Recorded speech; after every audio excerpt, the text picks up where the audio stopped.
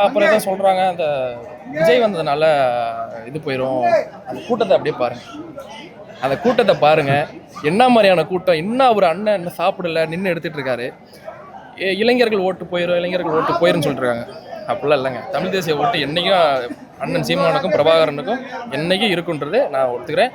என்னுடைய பரம்பரை, என்னுடைய குடும்பம் வந்து திராவிட குடும்பம். நான் 2017 வரைக்கும் நான் இருந்த கட்சி திமுக. நான் கலைஞர் தான் நான் இருந்தேன். என்னோட முகவலிலாம் முகநூல் இதெல்லாம் பார்த்தீங்கன்னா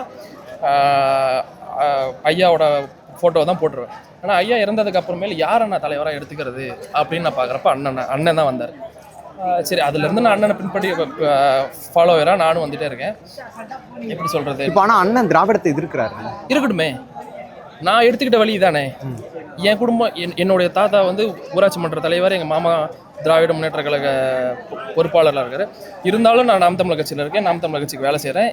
நான் வந்த வழி, நான் இந்த அண்ணனை ஏற்றுருக்கேன், நான் பிரபாகரனோட வழி வரேன். அதனால் நான் அண்ணனுக்காக நான் என்றும் இருப்பேன், என்றைக்கும் இருப்பேன், எப்பவும் இருப்பேன். அப்படிலாம் ஒன்றும் கிடையாது. சும்மா ஏதாவது அரசியல் 15 வருஷம் கருத்தியல் ரீதியாக ஒருத்தர் களத்தில் நின்றுட்டுருக்காருன்னா, இப்போ வந்து விஜய்க்கு வந்து அரசியல் வரக்கூடாது அப்படின்ற மாதிரி இல்லை. கொள்கை என்னன்னு ஃபஸ்ட்டு கேளுங்க. ஃபஸ்ட்டு கொள்கையை பற்றி வெளியில் வந்து பேசி சொல்லுங்கள். இப்போ எங்கள் தலைமை என்ன சொல்லியிருக்காரோ அதை பற்றி பேசவே வேணாம்னு சொல்லியிருக்காரு.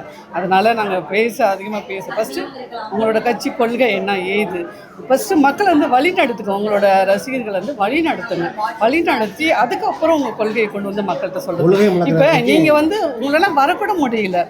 இப்போ மக்களுக்கான ஒரு தலைவனாக இருந்தால் ஒரு பிரச்சனைனா நீங்கள் போய் அங்கே நிற்கணும். ஆனால் உங்களால் அது முடியல. அப்புறம் எப்படி நீங்கள் அரசியலுக்கு வந்து மக்களுக்கு நல்லது செய்யணும்னு எதிர்பார்க்க முடியும்?